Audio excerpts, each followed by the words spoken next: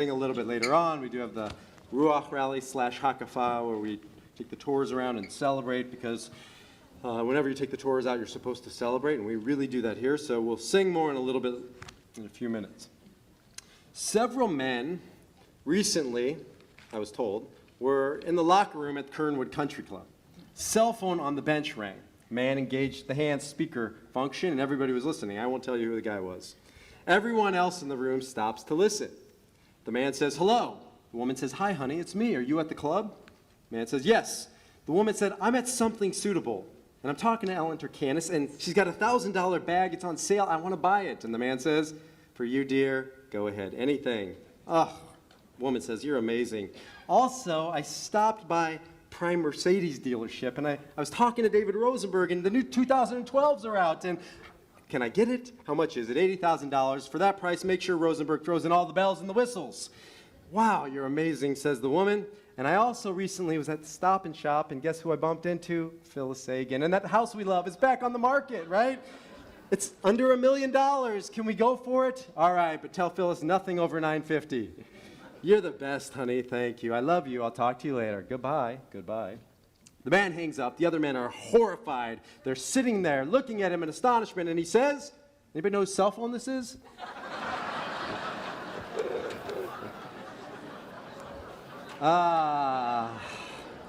The perfect man. The perfect man. Here's the perfect man riddle.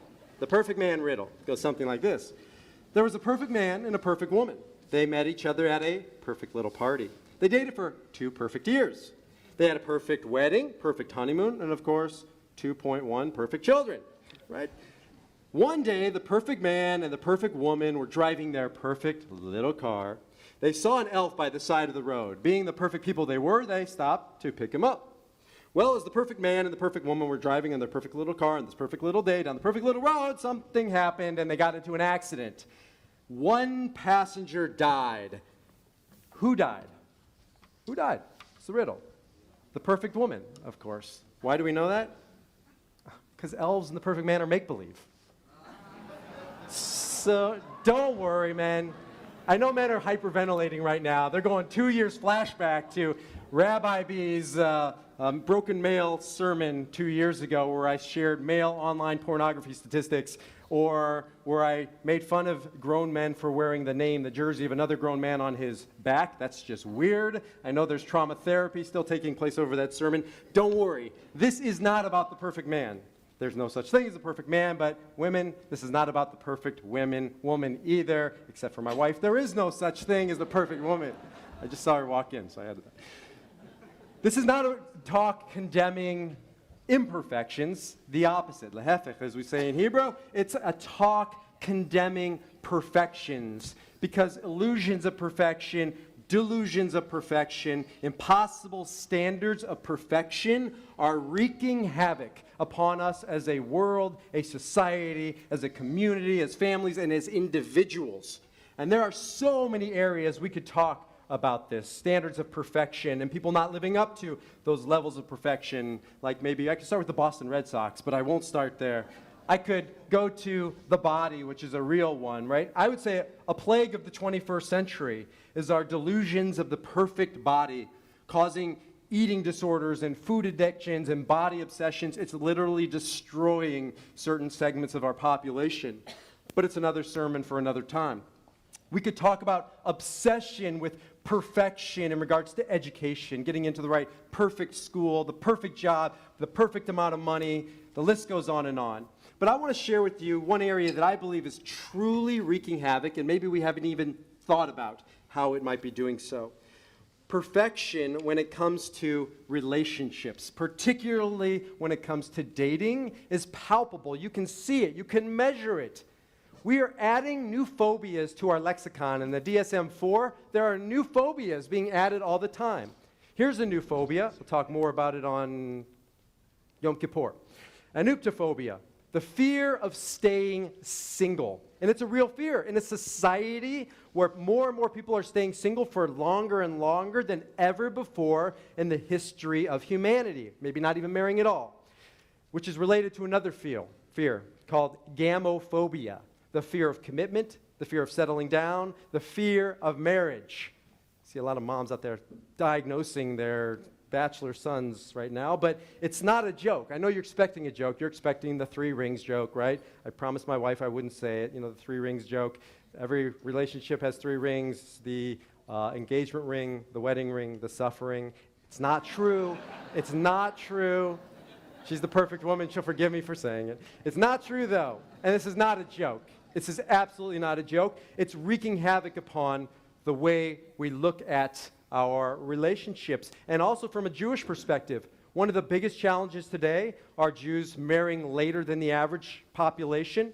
Some good reasons. Some great reasons, right? Education, freedom, choice. But there's also some consequences, demographic consequences, personal consequences. I counsel so many young couples through infertility. It's a major problem as we get married later and later. This isn't to say everybody has to get married to live a complete life. It is not to say everybody needs to have children to have a meaningful existence. Absolutely not. But what disturbs me more than anything, one of the core reasons why people are getting married later and later, and I hear it in the word or 2 words, I forgot to look it up, the words that I hate put together in our language. I think they've been perverted beyond retrieval, and that is soulmates. Right? Soulmates has been so whitewashed, brainwashed by our society and peers and stories of silly soulmate love that never did exist, never will exist. Do you know how many people come and talk to me and say, Rabbi, I'm passionate about this person,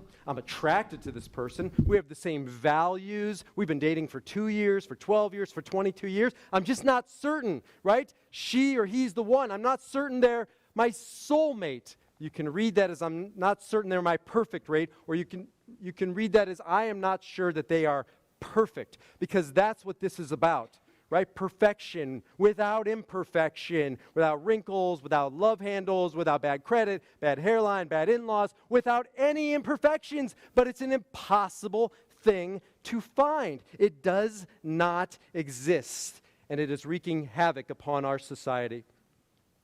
Now, when I talk to these couples, or singles, but maybe they're in a relationship that's not quite yet a marriage, it reminds me of being in a restaurant and ordering a la carte, right? I listen to what they're looking for, and it's just shocking. They want the person to be funny, but not too funny. They want the person to be serious, but not too serious. They want the person to be motivated, but not a workaholic. Jewish, but not too Jewish. Not giving up my Shabbos, right? Not even for Shirat Hayam. The list goes on and on. Again, a la carte, off the menu. Add to it like being with my mom, ordering a la carte off the menu, or my mother-in-law, or my wife, or my grandmother, maybe it's all Jewish women, are ordering, tweaking this, and substituting that, and this on the side, and that instead of that. It's endearing, and it's beautiful, and it's holy when I'm dining with my mother-in-law, my wife, who's here, both are here, and my mom, who's on the internet. I'm in big trouble after this talk. It's endearing. It makes for an eventful dining experience, but it's destructive when it comes to relationships. Right? This is no way to go about our relationships. People are not a la carte. People are not perfect. Your boyfriend can't be sent back to the kitchen to bake a little longer. Your girlfriend can't be sent back to the chef for a little more spice. People are who they are. People are not perfect, and neither are soulmates. Never have been, never will be. Perfection in the realm of relationships, it's an illusion, it's a distraction, it's a lie, and it's getting in the way of our dating and our marriages and our relationship with our parents or our children or our friends or our community or you name it. Imperfection, not perfection, is the way of life. And this is why I love our Torah. Our Torah is so honest and real. Jews come here seeking on the high holidays something big, something transformational, right? We sift through the Machzor, looking for the profound. We listen to the rabbi's sermon, hoping he talk about something that's not ordinary, that's not mundane, but the truth of the matter is, life is ordinary, life is mundane, it's simple, it's real, and so the tradition demands that we talk about and deal with the mundane and the ordinary and the simple and the real, because that's where life happens, and that's where our Torah takes place. And that's why we read about yesterday and today real life stuff That's why we read about Abraham and Sarah. Abraham and Sarah had a beautiful relationship. Abraham and Sarah, I would call soulmates. If what you mean by soulmates is loving, probably affectionate, certainly dedicated and loyal in service to one another. But they were also soulmates if what you mean by that was hurts and struggles and betrayals and everything in between. Was it a beautiful marriage? Yes. Was it a holy marriage? Absolutely. Was it a perfect marriage? There is no such thing. Imperfection, not perfection, is what defines marriages and all relationships in our life. And that's why we read the Torah. We read the Torah to read about Sarah. You know, Sarah sometimes is called Sarah Imenu, Sarah our foremother.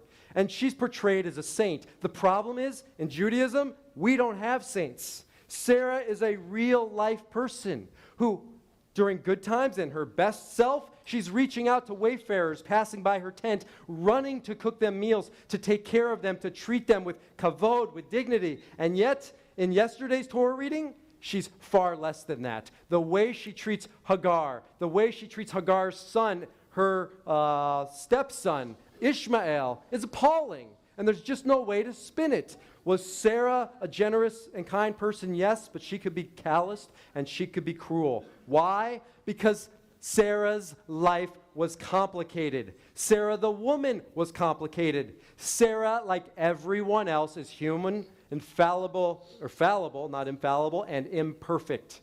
And then there's Abraham, Avram Avinu. We say Abraham and we just kind of quake in our boots. This man must have been perfect, right? The founder of Judaism, later Christianity, later Islam, all coming from this man. And there's a rabbinic debate about today's Torah portion. Was this the pinnacle, the high point of his existence and his service, or was it the nadir, the low point? Goes back and forth, and I've spoke about it so you know where I stand. I just have to come down to it was the low point in this man's life. It was an imperfect, not a perfect moment. Why? Because Abraham and Sarah never speak again after this moment. In fact, it's so bad, the rabbis say, immediately after, in the next Torah portion, Sarah finds out about this, what Abraham was going to do, almost offering up their son Isaac as a sacrifice, and she has a heart attack. She dies of a broken heart. I can't believe this is a perfect moment in Avram Avinu's life. Abraham and Isaac, father and son, never speak again. How great of a moment can it be if a father and a son never share words, never share another moment in their life in this world together? And most of all, God never speaks to Abraham again. It's questionable, did God speak to Abraham in this moment, or was it an angel? The text is, we're not sure. But what's clear is God never calls upon Abraham again, and seemingly Abraham never calls upon God. I can't believe that that's a perfect moment. I can't believe in a God that would call us to sacrifice a child, but I can believe in a man who made a mistake. And I can believe in Abraham Avinu because he wasn't perfect, and I can forgive him because he righted his wrongs and moved on with his life and did better the next go around.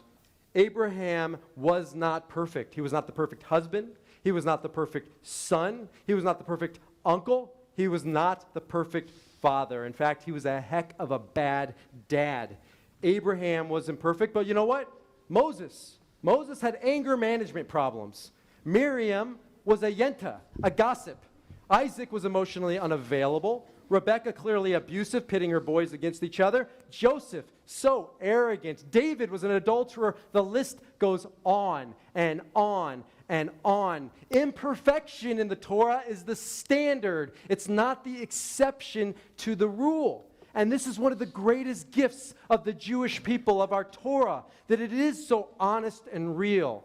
In fact, my teacher, Dennis Prager, says, the Torah is the only religious text in the history of humanity, not just to record the heroic moments, the perfect moments, the shining moments, but to record imperfections, warts, flaws, and all. It is all there, canonized, codified in textual form for thousands and thousands of years of Jews and Christians and the world to turn to remind ourselves, if you're imperfect, then you are not alone. What does the Torah demand from us then, if not perfection? Here's what it demands: that if you're imperfect, which everyone is, then work towards perfection, but give yourself a break for not quite being there. When you make your imperfect mistakes, as all mistakes are, and as we must do, write them the next time. Write your wrongs, right? Don't just show up on Yom Kippur saying, I'll do better. Go out into the world and say, I'm sorry, and do what you got to do to live, to give, to grow, to do teshuvah, to return. And that's what we have to remember on Rosh Hashanah. That's what we have to remember right here on our calendar right now, because our matriarchs and patriarchs couldn't help but stumble and falter and fall down and fail, but each and every one of them picked themselves up time after time after time, and they moved forward in their lives, not with perfection, but towards perfection, accepting imperfections and all. And that brings us thousands of years later. Thousands of years later, and nothing has changed. We think we're so enlightened. We're so far beyond Abraham and Sarah, right? We're different. We're not. Nothing has changed. I look around this room, and I see so many people, every single person here, who's dealing with issues of perfection or imperfection, who can't accept imperfections in their child, in their parent, in their spouse, in their neighbor, in their community, in their rabbi, in their cantor, in their teacher, in their doctor, you name it. This is how we live. Each and every one of us having impossible standards of perfection for everybody, including ourselves. And that's probably the greatest tragedy of all, when we expect ourselves to be perfect, and day in, day out, we do not measure up, and we fail ourselves over and over again. And so what do? We turn to the Torah, and we remind ourselves of the Torah's message. Right? And now more than ever, we need this message, because I look at women today, and they are asked the impossible, right? They are being asked more than ever before in human history.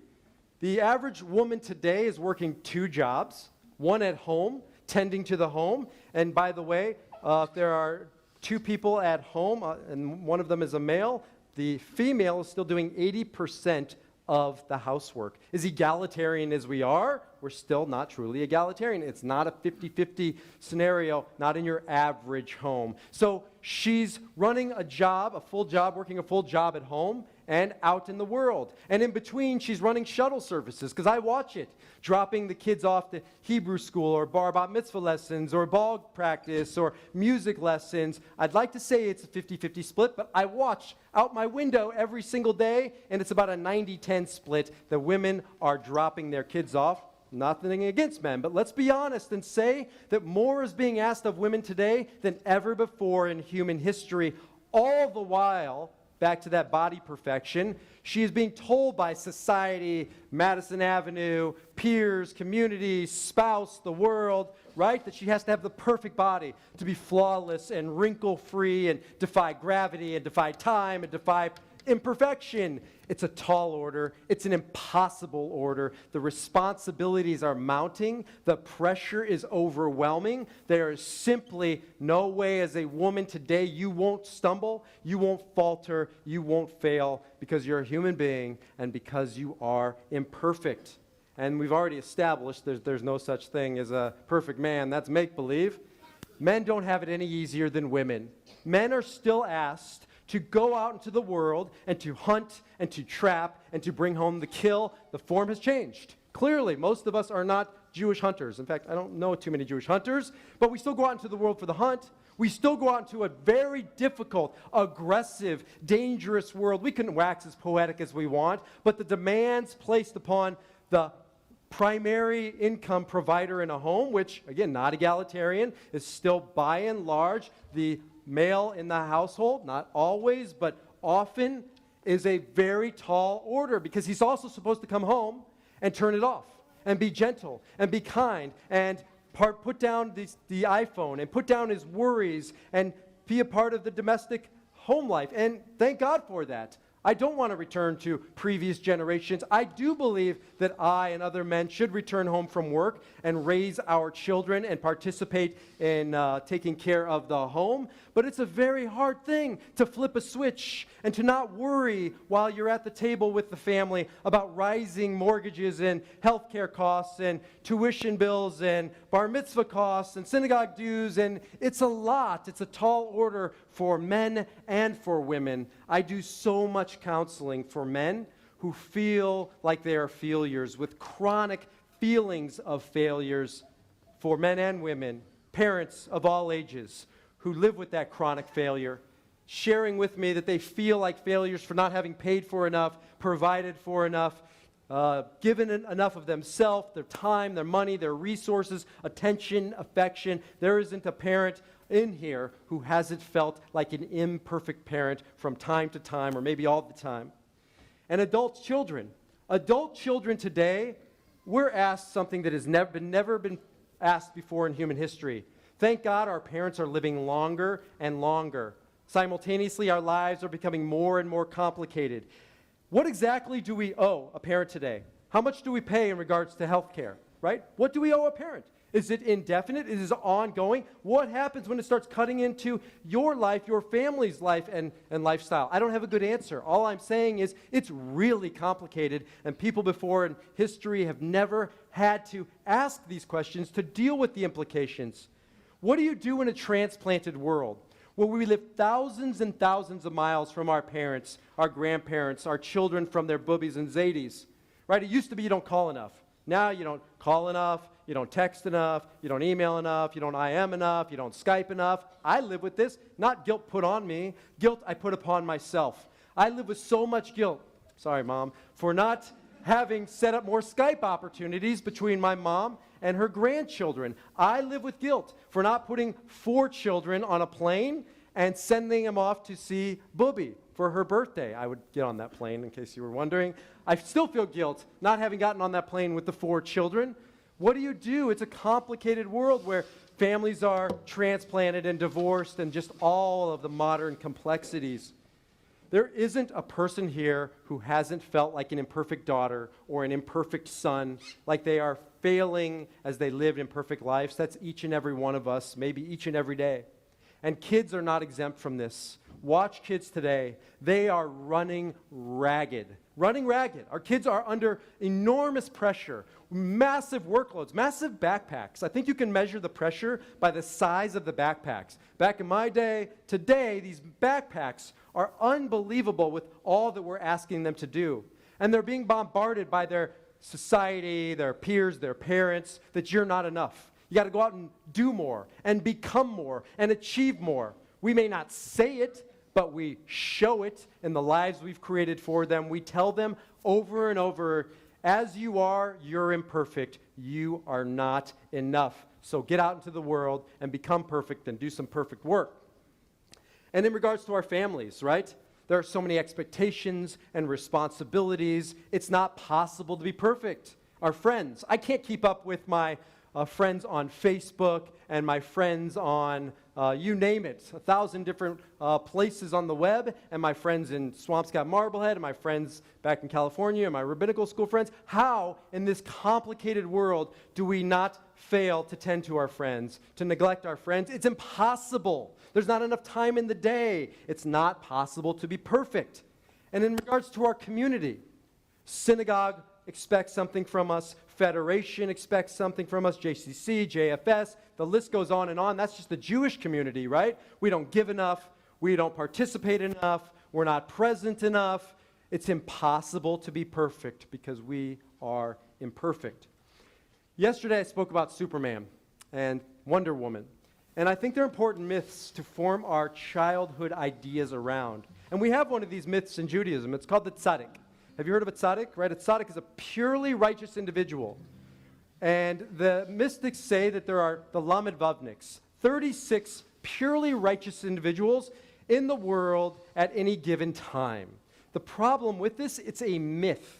It doesn't really exist. It's an important idea that there's always light in a darkened world. But at the very least, I know you're not a tzaddik. I certainly am not a tzaddik. I don't think I've ever met a purely, holy, unequivocally perfect human being. But isn't it interesting that that's not the myth we tell our kids when they're standing here for their bar mitzvah? When I'm giving them a charge, or you're giving them the charge, what do you say? Go out into the world and be a tzaddik? No. You say, go out into the world and be a mensch. Why a mensch? Because a mensch is an ordinary man. It's an ordinary woman who lives an ordinary life, but continually and constantly picks himself up over and over again, picks herself up when she has failed, when she has fallen down, dusts himself off, rights her wrongs, and moves forward doing better the next time in their life. We don't charge our kids to become tzaddikim, but to become a mensch, because we are not superheroes. We are ordinary human beings, and each and every one of us needs a mom or a dad at any age. At 13 or 50 or 99 years old, we need a mom and a dad to take us by the shoulders and to look at us and to say, son, daughter, you are okay. You are not perfect. You have been put here for a reason, and I imagine you're doing the best you can. And if you haven't done better, if you've dropped the ball, if you've hurt another person, even if you've betrayed somebody, then learn your lessons, pay your dues, and do better the next time. This is the message of Rosh Hashanah and Yom Kippur. This is why we're here for the next 10 days, to make amends, to right our wrongs, and then to forgive ourselves. Because in counseling people, I have found that this weighs on people more than anything else, the inability to forgive ourselves, to which Martin Luther King said, the supreme act of courage is forgiving ourselves. That which I was not, but could have been, that which I would have done, but did not do. Can I find the fortitude to remember in truth, to understand, to submit, to forgive myself, to be free to move on with my life? You are not Superman, and you are not Superwoman or Wonder Woman.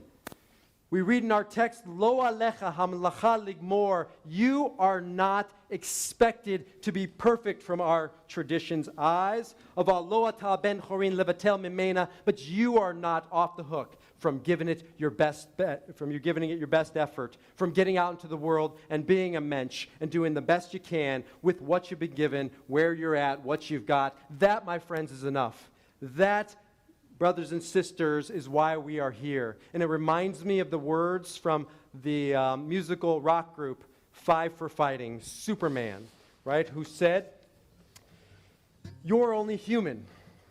You're only a man in a funny red sheet. You're only a woman looking for a dream. It may sound absurd, but don't be naive. Even heroes have the right to bleed. And it's not easy to be you, and it is not easy to be me. We're going to join with Cantor Lana. The words are on the page. You can either join in if you know the song, hum along, or just sit and reflect. None of us are Superman, and we're not supposed to be.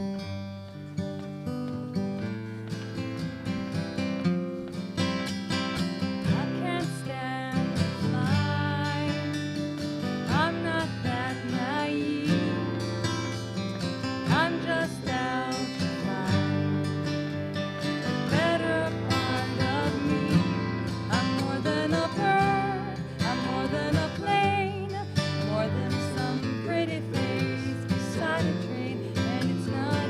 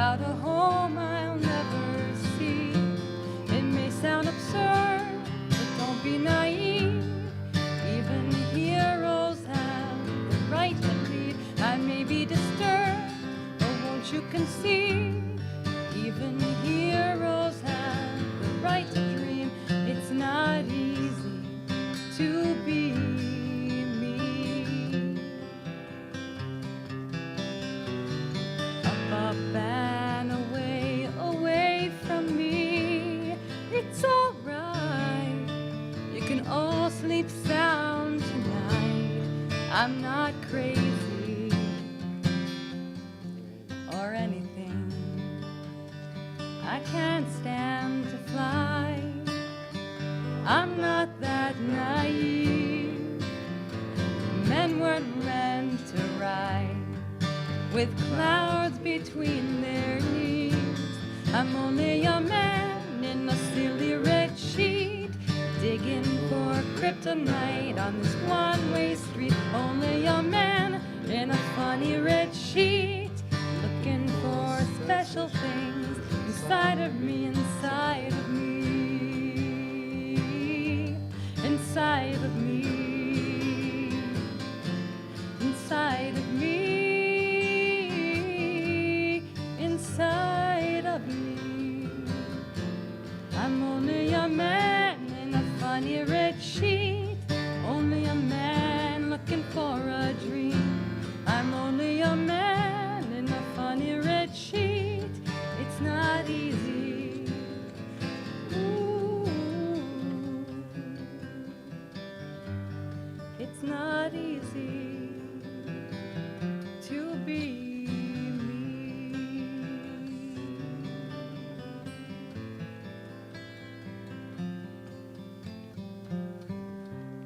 It's not easy to be you, it's not easy to be me, so forgive other people for the next 10 days, but most of all, forgive yourself.